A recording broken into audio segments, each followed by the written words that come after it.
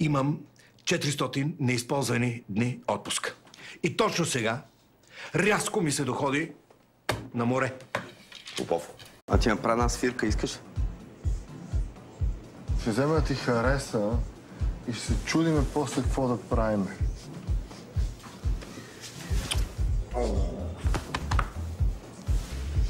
Изгубихме всичко.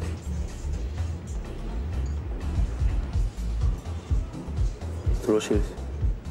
Не. Толкова неща сме правили заедно. Толкова неща съм направил в този шибан живот и накрая какво? Кур. Шофьорчо.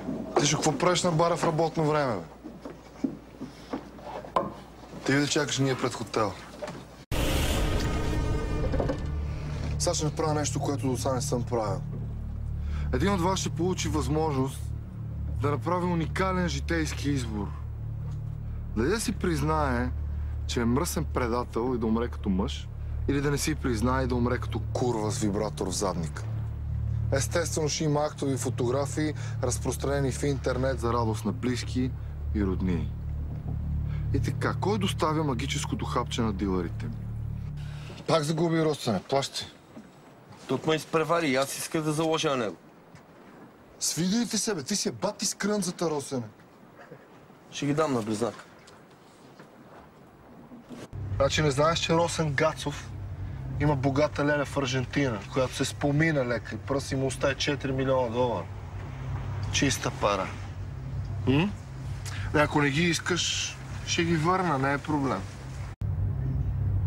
Много предатели, брат. Много.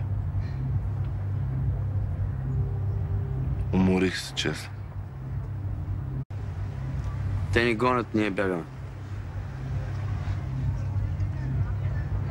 Улица да му е беш майката.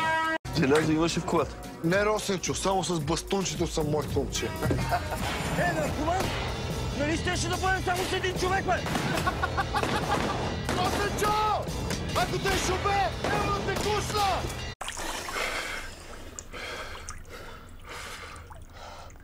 О, изтързах, брате. Виж, още малко и пак ще се напия.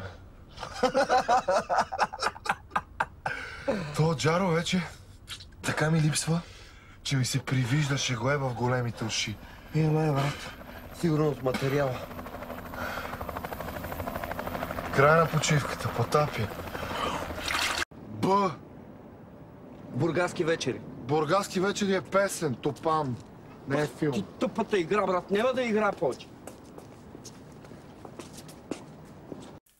Kardeşin sağ olacaktı ki şimdi benim ne dediğimi anlardı. Eğer kardeşim seni iyi almasaydı şu an hayatta olur. Defol! А ти? Какво печелиш от цялата работа? Процент.